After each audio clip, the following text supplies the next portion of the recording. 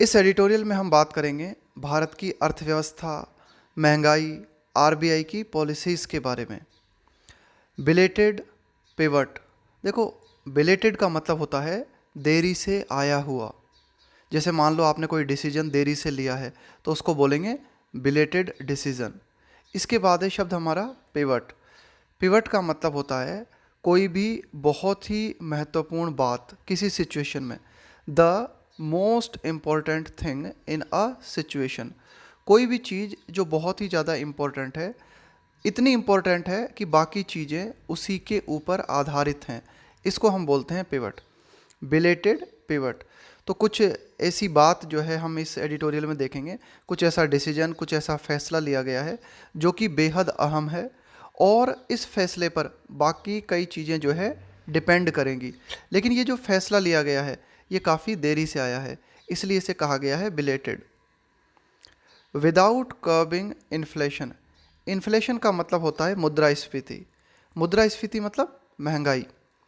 कर्ब, कर्ब का मतलब होता है रोकना, रोक लगाना किसी चीज़ पर, यानी कि महंगाई को कंट्रोल किए बिना, विदाउट कर्बिंग इन्फ्लेशन, महंगाई को कंट्रोल किए बिना the RBI will not be able to promote sustainable growth.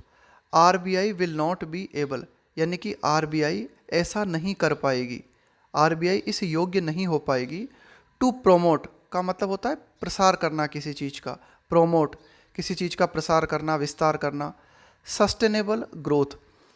देखो, सस्टेनेबल ग्रोथ से यहाँ से सस्टेनेबल ग्रोथ का मतलब है, सस्टेनेबल का मतलब होता है able to continue over a period of time, यानी कि कोई ऐसी चीज़ जो कि एक लंबे समय तक टिक सके, एक लंबे समय तक चल सके।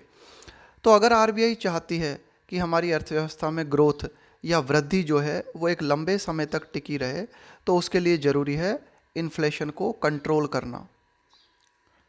The reserve bank of India's monetary policy committee, यानी कि आरबीआई की जो एमपीसी मॉनेटरी पॉलिसी कमेटी है, has rather belatedly acknowledged. Acknowledge का मतलब होता है किसी चीज़ को स्वीकार करना, किसी चीज़ को मानना। तो आरबीआई की जो मॉनेटरी पॉलिसी कमेटी है उसने इस बात को माना है, हालांकि, है ना, रादर यहाँ पे लगाया है एक तुलना के सेंस में। हालांकि इस बात को बहुत देरी से माना गया है। किस बात को माना गया है आरबीआई की एमपीसी के द्वारा? That its primary remit is. RBI की एमपीसी ने इस बात को स्वीकार किया है कि इट्स प्राइमरी रेमिट इज, कि एमपीसी का कहना है कि भाई उनका जो प्रमुख जो क्षेत्र है, यहाँ रेमिट से मतलब है एरिया, जिस एरिया से आप डील कर रहे हो ना, जिस एरिया को आप कंट्रोल कर रहे हो। तो एमपीसी ने कहा है कि भाई उनका जो प्रमुख क्षेत्र है वो ये है, आफ्टर ऑल फाइनली उनका जो प्रमुख क्षेत्र है वो ये है, टू इंश्योर प्राइस स्टेबिलिटी, कि इस बात को सुनिश्चित किया जाए, प्राइस स्टेबिलिटी यानी कि कीमतों की स्थिरता, यानी कि महंगाई को कंट्रोल करना, प्राइस को स्टेबल रखना, ये उनका प्रमुख आप कह सकते हो क्षेत्र है ना। ये बात जो है एमपीसी ने कही है। एड्रेसिंग द मीडिया, मीडिया को संबोधित करते हुए, एड्रेस का मतलब होता है संबोधित करना, किसी से कुछ कहना। ऑन फ्राइडे, फ्राइडे को मीडिया को संबोधित करते हुए, after announcing the MPC's first monetary policy review.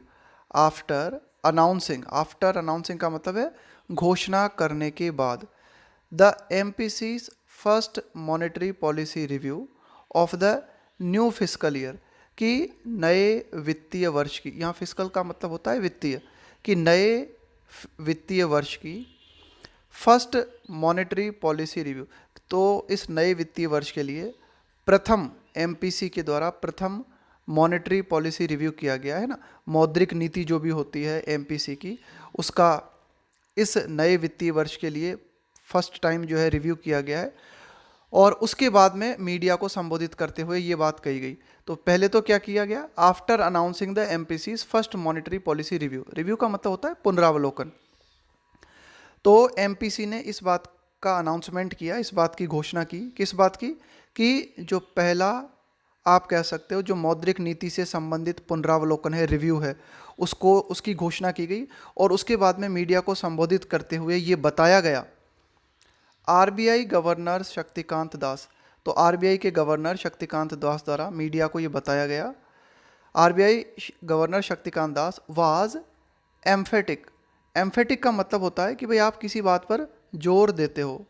तो किस बात पर जोर दिया गया गवर्नर शक्तिकांत दास द्वारा? वाज एम्फेटिक इन स्टेटिंग, इन स्टेटिंग यानी कि इस बात को कहते हुए, स्टेट का मतलब है कुछ कहना, इस बात को कहते हुए आरबीआई के गवर्नर शक्तिकांत दास जो थे वो बहुत ही इम्फेटिक थे, यानी कि उन्होंने इस बात पर बहुत ही ज़्यादा एम्फेसिस दिया, जोर दिया, that in the sequence of priorities. क्या कहा आरबीआई के गवर्नर ने कि भाई अगर हम प्रायोरिटीज़ की बात करें, सीक्वेंस का मतलब है कि भाई पहले क्या होना चाहिए फिर क्या होना चाहिए, तो अगर सीक्वेंस की अगर हम बात करें, है ना, प्रायोरिटीज़ की अगर हम बात करें, प्राथमिकताओं की हम बात करें, we have now put inflation before the growth. तो गवर्नर के द्वारा कही गई ये बात कि क्या कही गई कि प्रायोरिटीज़ के अनुसार हमने अब क्या किया है, we have now put inflation before growth, यानी कि ग्रोथ से पहले हमने इन्फ्लेशन को रखा है, यानी कि वृद्धि बाद में है, पहले है इन्फ्लेशन को कंट्रोल करना, मुद्रास्फीति को कंट्रोल करना। More than 3 years after it prioritised growth over price stability, यानी कि इस बात को 3 साल हो गए हैं। 3 साल पहले क्या किया गया था? ग्रोथ को प्राथमिकता दी गई थी, प्राइस स्टेबिलिटी की बजाय ग्रोथ को प्राथमिकता दी गई थी। इस बात को 3 साल हो गए हैं। More than 3 years after it prioritised, prioritised यानी प्राथमिकता देना, ग्रोथ का मतलब है वृद्धि और प्राइस स्टेबिलिटी का मतलब है कीमतों में स्थिरता लाना, कि भाई महंगाई ना बढ़े, है ना। इस चीज़ को अगर आप कंट्रोल करते हो तो इसके लिए आप क्या करते हो? प्राइस स्टेबिलिटी करने की कोशिश करते हो, है ना। ओवर का मतलब है कि भाई आप इसके ऊपर इस चीज़ को प्राथमिकता देते हो। तो इस बात को 3 साल हो गए हैं कि 3 साल पहले क्या किया गया था? ग्रोथ को प्राथमिकता दी गई थी प्राइस स्टेबिलिटी के बजाय। तो कब हुई थी ये बात? अब ये हाइफन से और ये हाइफन तक, ये क्या है? एक एडिशनल जानकारी दी गई है। क्या हुआ था कि इन फरवरी 2019, फरवरी 2019 में, फरवरी 2019 में क्या किया गया था? ये बात कही गई थी, यानी कि ग्रोथ को प्रायोरिटी दी गई थी प्राइस स्टेबिलिटी की तुलना में।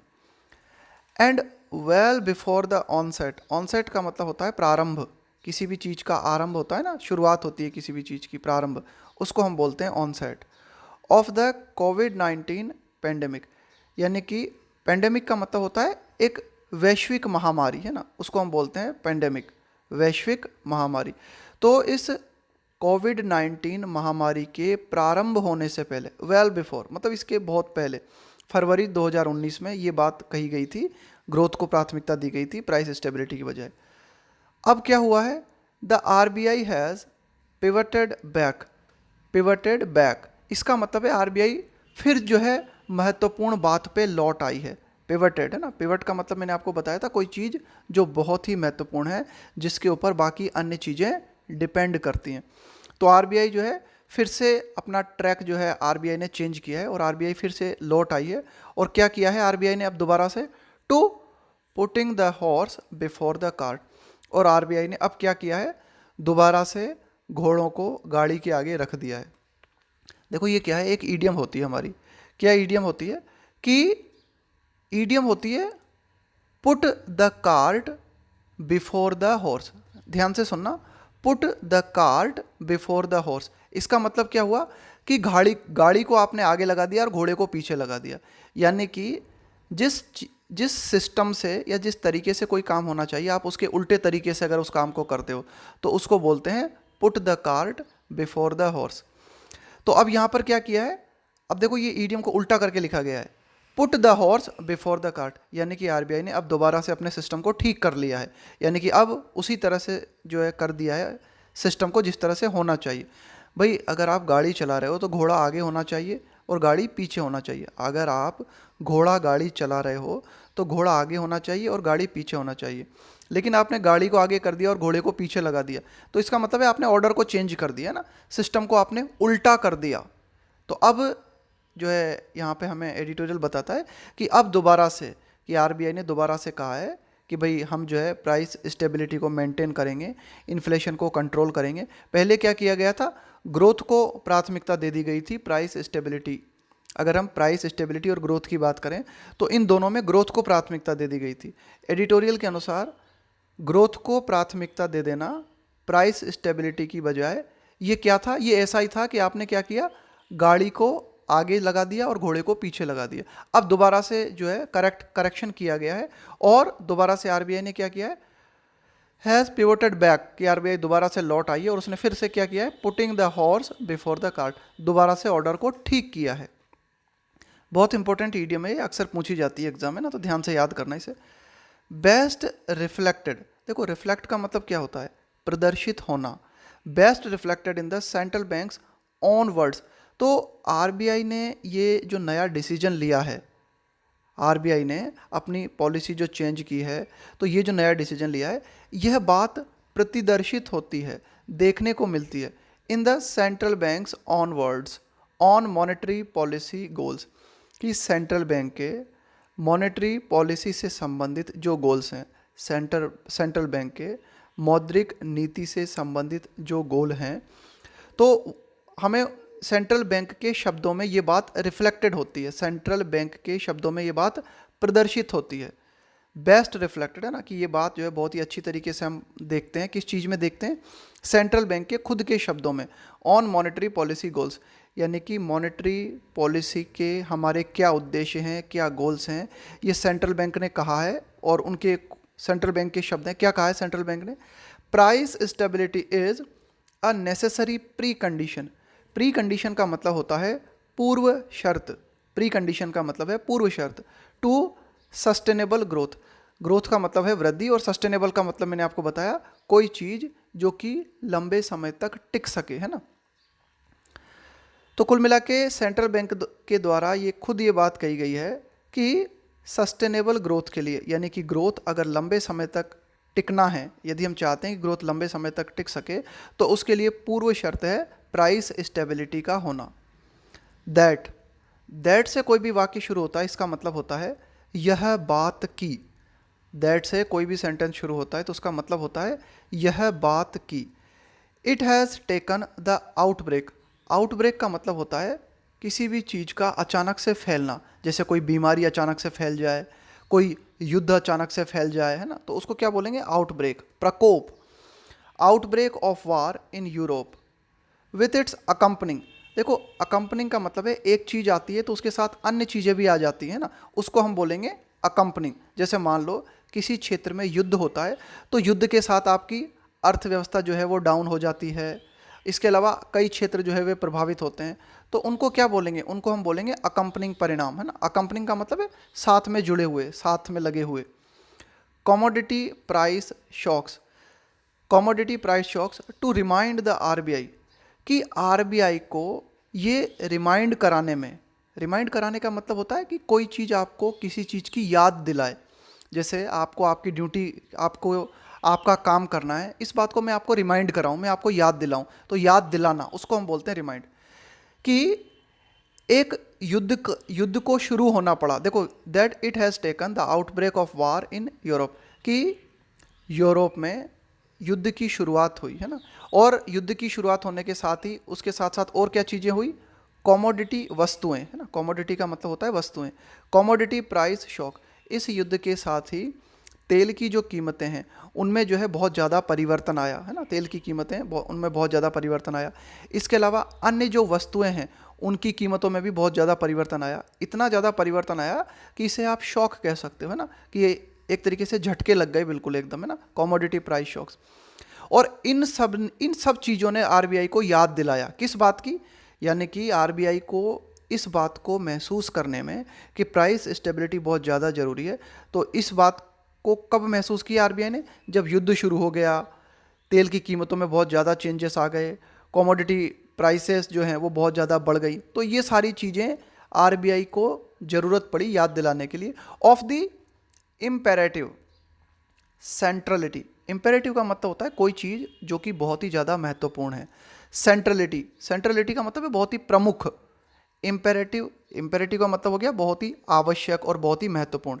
Imperative centrality of price stability, कि कीमतों की स्थिरता जो है वो कितनी आवश्यक है, कितनी ज़्यादा इम्पेरेटिव है और कितनी ज़्यादा सेंट्रल है। तो ये बात आरबीआई को तब महसूस हुई जब युद्ध की शुरुआत हो गई यूरोप में, और जो कमोडिटी प्राइस है ना, उसमें बहुत ज़्यादा जो है शॉक देखने को मिले, झटके देखने को मिले, बहुत ज़्यादा अस्थिरता देखने को मिली। तो आरबीआई को ये जो है बात पता चली, RBI of the imperative centrality of price stability is a salutary reminder. Salutary का मतलब होता है लाभदायक, रिमाइंडर जो कोई आपको याद कराए, रिमाइंड कराए, दैट मॉनेटरी पॉलिसी मेकर्स। तो ठीक है, आरबीआई को ये बात जो है अब रिमाइंड हो चुकी है इज और ये बात काफ़ी लाभदायक है, ये सैल्यूटरी है, दैट मॉनेटरी पॉलिसी मेकर्स, कि जो हमारे मौद्रिक नीति निर्माता हैं वे इस बात को अफोर्ड नहीं कर सकते। देखो, इल अफोर्ड का मतलब होता है कि आप इस चीज़ को अफोर्ड नहीं कर सकते। इल अफोर्ड का मतलब होता है कि भाई आपको क्या करना पड़ेगा, किसी चीज़ को रोकने के लिए कुछ करना होगा, वरना उसके जो हानिकारक प्रभाव होंगे ना, उन्हें आप नहीं झेल पाओगे। ये मतलब होता है इसका, जब आप बोलते हो ना कि इल अफोर्ड समथिंग, इसका मतलब होता है कि भाई आपको किसी चीज़ को घटित होने से रोकने की ज़रूरत है, अन्यथा इसके जो हानिकारक परिणाम होंगे उनको आप नहीं झेल पाओगे। तो कुल मिला के मॉनेटरी पॉलिसी मेकर्स को ये बात महसूस हो गई है कि भाई इन्फ्लेशन को कंट्रोल करना बहुत ज़रूरी है, अगर इसे कंट्रोल नहीं किया तो इसके जो हानिकारक प्रभाव होंगे उन्हें हम नहीं झेल पाएंगे। That monetary policy makers can ill afford to be complacent. Complacent होने का मतलब होता है संतुष्ट होना, यानी कि मॉनेटरी पॉलिसी मेकर्स को ये पता चल गया है कि वर्तमान आर्थिक परिस्थितियों से वे संतुष्ट नहीं हो सकते, यानी कि जैसा चल रहा है ना वैसा नहीं चलने दिया जा सकता, कुछ चेंज करने की ज़रूरत है ना, इन्फ्लेशन को कंट्रोल करने की ज़रूरत है। When it comes to inflation, when it comes to inflation, जब बात आती है इन्फ्लेशन की। देखो, जब आप इस तरह से सेंटेंस स्ट्रक्चर बनाते हो ना, व्हेन इट कम्स टू, तो इसका मतलब होता है कि जहां बात आती है इसकी, when it comes to inflation, यानी कि अगर महंगाई की बात आती है, मुद्रास्फीति की बात आती है, तो मॉनेटरी पॉलिसी मेकर्स जो हैं वे संतुष्ट नहीं हो सकते। अगर वे संतुष्ट हो जाते हैं तो हम इस चीज़ को अफोर्ड नहीं कर सकते ना, कैन इल अफोर्ड, यानी कि वे उनको कुछ ना कुछ करना ही होगा इन्फ्लेशन को कंट्रोल करने के लिए। Less than 2 months after it rather sanguinely projected. देखो, 2 महीने पहले क्या किया था, 2 महीने पहले क्या हुआ था, यानी कि लगभग 2 महीने भी नहीं हुए हैं पूरे, तो उस 2 महीने पहले क्या किया गया था, इट रादर। देखो, रादर क्या करते हैं, हम इस रादर का प्रयोग करते हैं तुलना के लिए ना, किसी दो चीज़ों में आप जो है तुलना करना चाहते हो, अंतर दिखाना चाहते हो। सैनगुइनली, सैनगुइन का मतलब होता है बिल्कुल आशा से भर के, अगर आप कोई काम करते हो बहुत ही उत्साहपूर्वक आशा से भर के। सैनगुइनली प्रोजेक्टेड, प्रोजेक्ट का मतलब होता है भविष्य के संबंध में आकलन करना, उसको हम बोलते हैं प्रोजेक्ट करना। इन्फ्लेशन, मुद्रास्फीति, महंगाई, to average 4.5% in the fiscal year to March 2023, कि मार्च 2023 के लिए जो है ना, ये जो वित्तीय वर्ष है मार्च 2023 के लिए ये बात प्रोजेक्ट की गई थी, इस बात का आकलन किया गया था, और बड़े ही उत्साहपूर्वक, बहुत ही सैनगुइनली ना, बहुत ही आशावादी तरीके से और बहुत ही उत्साहपूर्वक ये आकलन किया गया था कि इन्फ्लेशन जो है वो कितनी रहेगी, 4.5% रहेगी, है ना, ऐसा आकलन किया गया था। और इस बात को 2 महीने भी नहीं हुए हैं, और अब दोबारा से एमपीसी जो है रेज का मतलब होता है किसी चीज़ को उठाना, जैसे आप सवाल उठाते हो, है ना, सवाल खड़ा करते हो, सवाल उठाते हो। The RBI has raised the forecast, forecast का मतलब प्रेडिक्शन, भविष्यवाणी, भविष्य के संबंध में कुछ कहना। Has raised the forecast by a substantial, substantial का मतलब होता है अच्छी खासी मात्रा में, सब्सटेंशियल 120 बेसिस पॉइंट्स टू 5.7%। 2 महीने भी नहीं बीते हैं इस बात को कि एमपीसी ने कहा था कि इन्फ्लेशन कितनी रहेगी मार्च 2023 तक, 4.5%, और अब दोबारा से क्या किया है एमपीसी ने, और ज़्यादा ऊपर उठा दिया है किस चीज़ को, इस भविष्यवाणी को, और क्या कहा है, और अच्छी खासी मात्रा में ऊपर उठा दिया है इस भविष्यवाणी को। और अब क्या कहा है एमपीसी ने, अब एमपीसी ने कहा है कि इन्फ्लेशन जो है उसको 120 पॉइंट और बढ़ा दिया है, और क्या कहा है कि इन्फ्लेशन जो है लगभग 5.7% रहेगी। एंड दिस इवन एज का मतलब होता है at the same time it cut it's earlier projection for real GDP growth. और साथ ही साथ है ना, ठीक उसी समय पे हम क्या देखते हैं कि एमपीसी के द्वारा कट कर दिया गया है, कमी कर दी गई है किस चीज़ में, अर्लियर प्रोजेक्शन, पूर्व में जो अनुमान एमपीसी ने लगाए थे जीडीपी ग्रोथ के संबंध में, उसको कम कर दिया गया है एमपीसी के द्वारा। इन द करंट फिस्कल, कि ये जो वर्तमान वित्तीय वर्ष है इसमें जीडीपी ग्रोथ के संबंध में जो प्रोजेक्शन थे, जो अनुमान थे हमारे, जो भविष्य के आकलन थे, उनको 60 बेसिस पॉइंट कम कर दिया गया है और कहा गया है कि अब जीडीपी ग्रोथ जो है वो कितनी रहेगी, 60 बेसिस पॉइंट्स कम करने के बाद में 7.2%। The RBI also made it clear, RBI ने इस बात को भी स्पष्ट कर दिया दैट वाइल का प्रयोग करते हैं जबकि, दो बातें जब एक साथ घटित हो रही हों तब हम बोलते हैं वाइल, जबकि। While it had left benchmark interest rates, benchmark interest rate का मतलब होता है कि आरबीआई की कुछ इंटरेस्ट रेट होती हैं जिनके आधार पर बाकी इंटरेस्ट रेट डिपेंड करती है। इसको आप कह सकते हो मानक ब्याज दरें। बेंचमार्क इंटरेस्ट रेट का मतलब हो गया स्टैंडर्ड इंटरेस्ट रेट्स, यानी कि मानक है ना, जो किसी चीज़ को मानक है ना, जैसे रेपो रेट है, रिवर्स रेपो रेट है, इनको बोलते हैं बेंचमार्क इंटरेस्ट रेट्स। तो आरबीआई ने क्या किया था, RBI also made it clear, RBI ने इस बात को स्पष्ट कर दिया था, while it had left benchmark interest rates and it's accommodative policy stance. देखो स्टांस का मतलब होता है आपका दृष्टिकोण कैसा है, आपका नज़रिया कैसा है किसी चीज़ के प्रति। तो आरबीआई का जो है नज़रिया क्या था, दृष्टिकोण क्या था, आरबीआई अकोमोडेटिव पॉलिसी को अपना रही थी। अकोमोडेटिव पॉलिसी का मतलब होता है कि आप बाजार देख के रिएक्ट करते हो, यानी कि बाजार जिस तरह से घट रहा है, बढ़ रहा है, उसी तरह से आप अपनी पॉलिसी को घटाते बढ़ाते जाते हो, इसको कहेंगे अकोमोडेटिव। अकोमोडेटिव का मतलब है एडजस्ट करते जाना, पॉलिसी स्टेंस अनचेंज्ड फॉर नाउ।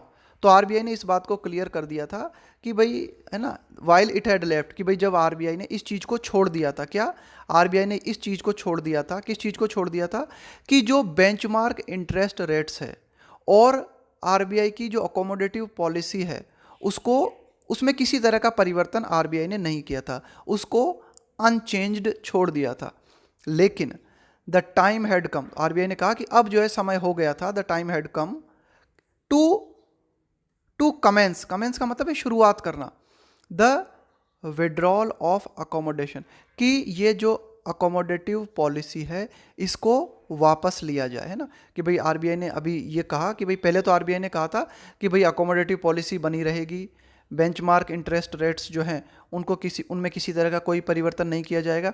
लेकिन फिर आरबीआई ने क्या किया, फिर आरबीआई ने कहा कि भाई अब time had come to commence, है ना, कि भाई अब इस बात की शुरुआत की जाए कि विड्रॉल का मतलब है वापस लेना, ऑफ अकोमोडेशन, कि ये जो अकोमोडेटिव पॉलिसी है इसे वापस लिया जाए। टू बी श्योर, अगर हम निश्चित रूप से ये देखें, है ना, टू बी श्योर, अगर निश्चित रूप से अगर हम इसको देखें, रशियाज इन्वेजन, इन्वेजन का मतलब होता है अटैक, आक्रमण, of Ukraine was still 2 weeks in the future. अब देखो हम पास्ट की बात करते हैं, तो पास्ट में अगर हम चले जाएं और पास्ट की बात करें तो रशिया ने यूक्रेन पर आक्रमण किया, इसके भी 2 सप्ताह पहले, रशिया ने यूक्रेन पर आक्रमण किया इसके भी 2 सप्ताह पहले। The last time the RBI's rate setting, है ना, तो उसके भी रूस के द्वारा यूक्रेन पर आक्रमण किया गया, उसके भी 2 सप्ताह पहले आरबीआई ने लास्ट टाइम पर जब रेट सेटिंग की थी, इंटरेस्ट रेट को सेट किया था, रेट सेटिंग पैनल, पैनल का मतलब होता है एक्सपर्ट लोगों का group, finalised it's policy review, तो उसके भी पहले क्या किया था आरबीआई ने, यानी कि यूक्रेन युद्ध शुरू होने के 2 सप्ताह पहले आरबीआई का जो रेट सेटिंग पैनल है उसने अपनी पॉलिसी को रिव्यू करते हुए रेट्स को जो है सेट किया था, है ना, कि भाई क्या इंटरेस्ट रेट्स बनी रहेंगी।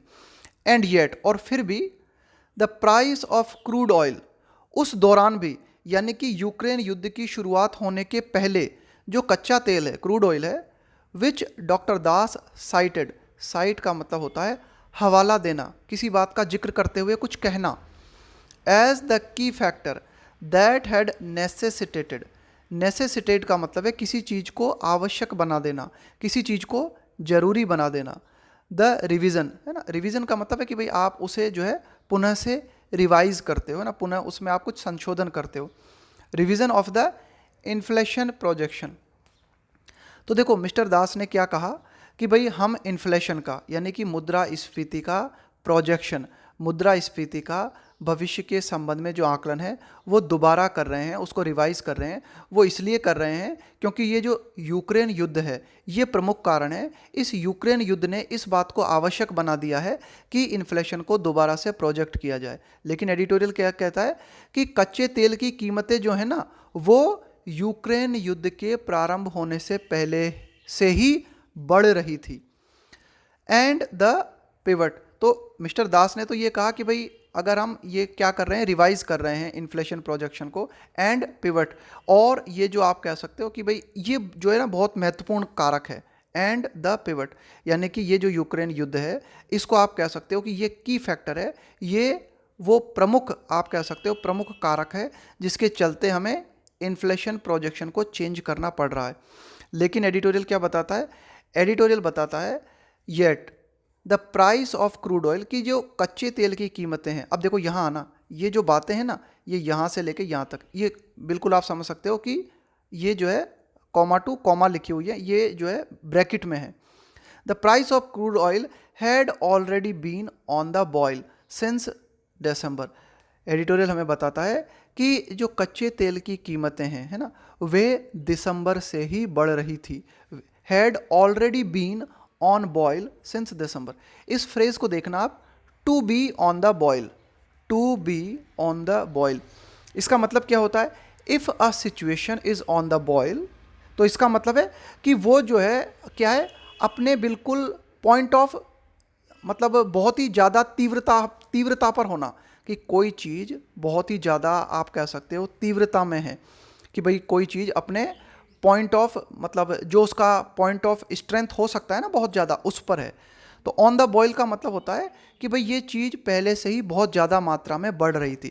यानी कि अभी हाल ही में क्या कहा गया है, आरबीआई की तरफ से ये बात कही गई है कि हम हमारी पॉलिसीज़ में चेंजेस कर रहे हैं, वो इसलिए कर रहे हैं कि यूक्रेन युद्ध होने के बाद में कच्चा तेल जो है उसकी कीमतों में जो है बहुत ज़्यादा वृद्धि हमें देखने को मिली है। लेकिन एडिटोरियल बताता है कि कच्चे तेल की कीमतें तो दिसंबर से ही बढ़ रही थी, यानी कि यूक्रेन युद्ध के शुरू होने से पहले ही बढ़ रही थी, है ना, ऑन द बॉयल। तो ये मतलब हुआ इसका ऑन द बॉयल का, कोई भी सिचुएशन अगर ऑन द बॉयल है तो इसका मतलब ये हुआ कि वो सिचुएशन पहले से ही बहुत ज़्यादा महत्वपूर्ण है, पहले से ही वो सिचुएशन बहुत ज़्यादा स्ट्रॉन्ग है, पहले से ही वो सिचुएशन बहुत ही ज़्यादा स्ट्रॉन्ग है, और वो पहले से ही बहुत ज़्यादा मात्रा में जो है आप कह सकते हो पहले से ही बहुत ज़्यादा मात्रा में डेवलप हो रही थी वो सिचुएशन। इनफैक्ट वास्तव में अगर हम बात करें, द लोन का मतलब है ओनली, डिसेंटर, डिसेंटर का मतलब है असहमति रखने वाला व्यक्ति, उसको हम बोलते हैं डिसेंटर। ऑन द एमपीसी, तो एमपीसी जो कमेटी है इसमें एकमात्र व्यक्ति थे जो कि एमपीसी के द्वारा ली जा रही नीतियों से असहमत थे। ऑन द इश्यू ऑफ, इस मुद्दे पर, द पॉलिसी स्टांस इन फरवरी, यानी कि फरवरी में एमपीसी के द्वारा जो पॉलिसी स्टांस, जो पॉलिसी दृष्टिकोण अपनाया गया, इस पॉलिसी से सहमत नहीं थे। एकमात्र व्यक्ति थे जिनका नाम है जयंत वर्मा। उन्होंने कहा था कि भाई हम जिस पॉलिसी को अपना रहे हैं ये ठीक नहीं है ना। हैड स्ट्रेस्ड, तो मिस्टर जयंत वर्मा जो है उन्होंने इस बात पर जोर दिया था, स्ट्रेस का मतलब है जोर देना। द नीड, उन्होंने कहा था कि भाई इस बात की ज़रूरत है, टू लुक अहेड, कि हम आगे की ओर देखें। एट द लाइकली, लाइकली का मतलब है जिसके होने की संभावना है ना, likely state of the economy, कि भाई अर्थव्यवस्था में आगे जो कुछ होने की संभावना है हम उसको देखते हुए हमारी पॉलिसी को निर्धारित करें, इस बात पर उन्होंने जोर दिया था। At least had stressed the need to look ahead at the likely state of the economy at least 3 to 4 quarters later and shift to a neutral stance. उन्होंने कहा था कि भाई हम जो है ध्यान रखें कि आगे आने वाले जो 3 से 4 हमारे क्वार्टर्स हैं हमारे वित्तीय वर्ष के जो क्वार्टर्स हैं उनमें क्या परिवर्तन आ सकता है। लेटर का मतलब है बाद में, कि 3 से 4 क्वार्टर्स के बाद में क्या परिवर्तन आ सकता है, और हम अपने आप को शिफ्ट करें। शिफ्ट का मतलब है परिवर्तित करना, बदलना, टू अ न्यूट्रल स्टांस, और हम क्या करें, अकोमोडेटिव स्टांस की बजाय न्यूट्रल स्टांस अपनाएं। गिवन का मतलब है ध्यान में रखते हुए, देखते हुए। That monetary policy acts with a lag, यानी कि मिस्टर जयंत वर्मा ने कहा था कि जो मॉनेटरी पॉलिसी हम निर्धारित करते हैं, हमारी मॉनेटरी पॉलिसी जो है ना वो पीछे चलती है। देखो, लैग का मतलब होता है कि दो चीज़ें अगर लैग कर रही हैं तो इसका मतलब है एक चीज़ जो है ना वो पीछे रह जाती है। जैसे आपने 2 घड़ी हैं, इन 2 घड़ी का टाइम आपने सेट कर दिया, बिल्कुल एकदम मिला दिया, इनके एक एक सेकंड को मिला दिया आपने। लेकिन मान लो ये ए घड़ी है और ये बी घड़ी है, बी घड़ी लैग कर जाती है। इसका मतलब ये है कि बी घड़ी में जो टाइम है कुछ समय बाद ये बी घड़ी जो है ना टाइम को कम दिखाने लगती है, तो इसको बोलते हैं लैग, यानी कि थोड़ा सा गैप आ जाना, पीछे छूट जाना। तो मिस्टर जयंत वर्मा का कहना था कि भाई हम जो मॉनेटरी पॉलिसी निर्धारित करते हैं उसमें हमें लैग देखने को मिलता है, यानी कि थोड़ी देरी से लागू होती है मॉनेटरी पॉलिसीज़, है ना। तो इसलिए उन्होंने तो इस बात पर जोर दिया था कि भाई अकोमोडेटिव पॉलिसी स्टांस की बजाय हमें न्यूट्रल स्टांस अपनाना चाहिए, है ना। कि भाई ऐसा नहीं है कि बाजार को देख के बार बार घटाना बढ़ाना ठीक नहीं। उन्होंने कहा था कि भाई हमें क्या करना है, न्यूट्रल जो है रखना चाहिए हमारी, जो भी हम निर्धारित करते हैं पॉलिसी को। The RBI's deputy governor overseeing, oversee का मतलब है निगरानी करना, सुपरवाइज करना, monetary policy, Michael Patra. RBI के डिप्टी गवर्नर जो कि मॉनेटरी पॉलिसी को सुपरवाइज करते हैं, जिनका नाम है Michael Patra. Had on the other hand, दूसरी ओर, देखो ऑन द अदर हैंड का मतलब है दूसरी ओर, had on the other hand at the last MPC meeting, कि लास्ट एमपीसी मीटिंग में, दूसरी ओर अगर हम बात करें आरबीआई के डिप्टी गवर्नर माइकल पात्रा के बारे में, तो उन्होंने इस बात पर जोर दिया था स्टार्कली। देखो, स्टार्कली का मतलब होता है बिल्कुल ऑब्वियसली और बिल्कुल क्लियरली। स्टार्कली का मतलब है very obviously and clearly.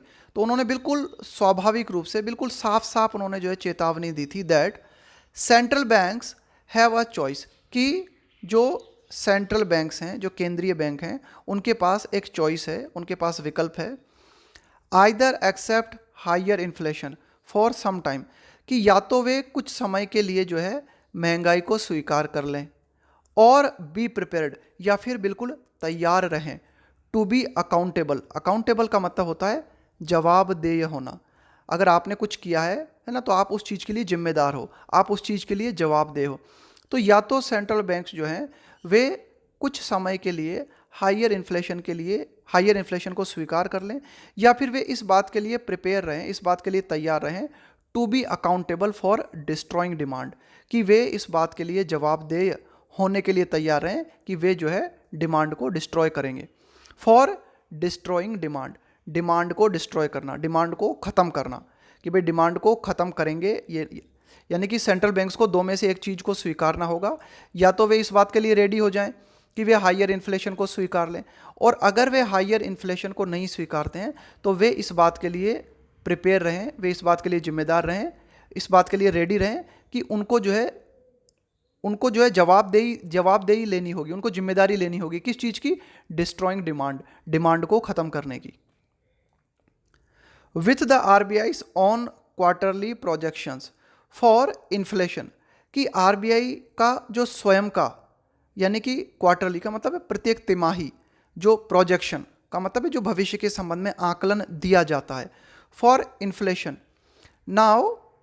Now presaging the possibility, देखो प्रीसेज का मतलब होता है कि एक चेतावनी होना, यानी कि भविष्य में कुछ अशुभ होने वाला है, इसकी जो चेतावनी होती है ना, इसको हम बोलते हैं प्रीसेज। कि आरबीआई की खुद की जो क्वार्टरली रिपोर्ट है उसमें इस बात को प्रोजेक्ट किया गया है कि आगे आने वाले समय में जो इन्फ्लेशन है, जो महंगाई है, नाउ प्रीसेजिंग, अब आरबीआई को लग रहा है कि कुछ गलत संकेत जो है नज़र आ रहे हैं, अशुभ संकेत जो है नज़र आ रहे हैं, इस बात की पॉसिबिलिटी नज़र आ रही है ऑफ अ पॉलिसी फेल्यूर, कि now presaging the possibility of a policy failure by way of 3 consecutive quarters of inflation above the 6% upper bound. तो देखो, RBI with the RBI's own quarterly projections for inflation now presaging, कि RBI के खुद के जो quarterly projections हैं महंगाई के बारे में, अब वे अशुभ संकेत दे रहे हैं और इस बात की पॉसिबिलिटी हमें नज़र आ रही है ऑफ अ पॉलिसी फेल्यूर, है ना, कि जो पॉलिसी अब तक बनाई गई थी वो फेल होती हुई नज़र आ रही है। बाय वे ऑफ, अगर हम इस चीज़ को देखें, bye way of 3 consecutive, consecutive का मतलब होता है लगातार, एक के बाद एक, कंजिक्यूटिव क्वार्टर्स ऑफ इन्फ्लेशन, कि लगातार जो 3 क्वार्टर्स हमें देखने को मिले हैं, 3 तिमाही के दौरान हमने क्या देखा है कि जो इन्फ्लेशन है, जो महंगाई है, वह 6% की जो अपर लिमिट है ना, उससे ज़्यादा रही है। आरबीआई ने इस बात को मेंटेन किया हुआ है कि इन्फ्लेशन को किसी भी हालत में 6% से ऊपर नहीं जाने देना है। 6% क्या है, अपर लिमिट है। लेकिन इस 6% के ऊपर लगातार 3 क्वार्टर के दौरान हमें महंगाई देखने को मिली है। तो अब पॉलिसी मेकर्स, जो नीति निर्माता हैं, हैव क्लियरली रियलाइज्ड, उनको बिल्कुल स्पष्ट रूप से इस बात को, वो जो है इस बात को अब वे महसूस करने लगे हैं, ये बात उनको महसूस हो गई है। एनी फर्दर डिले, फर्दर का मतलब है कि अब अगर आगे और ज़्यादा देरी की जाती है ना, फर्दर डिले, कि अब अगर आगे और ज़्यादा डिले किया जाता है और पॉलिसीज़ में चेंज नहीं किया जाता है, इन चेंजिंग टैक, टैक का मतलब है आपका कार्य करने का तरीका, किसी प्रॉब्लम को डील करने का तरीका, कि आप जिस तरह से इन्फ्लेशन को डील कर रहे हो, उस प्रक्रिया में अगर आप परिवर्तन नहीं करते हो और ज़्यादा अगर आप देरी कर देते हो, तो इसका मतलब क्या होगा, वुड, कि आप जो है खतरे में डाल दोगे, would risk leaving the economy, यानी कि आप जो है, इसका मतलब ये होगा अर्थव्यवस्था को खतरे में डाल देना। क्या होगा इसका मतलब, कि अब भी अगर इन्फ्लेशन से संबंधित जो पॉलिसी है उसमें परिवर्तन नहीं किया जाता, तो इसका मतलब होगा अर्थव्यवस्था को खतरे में डाल देना।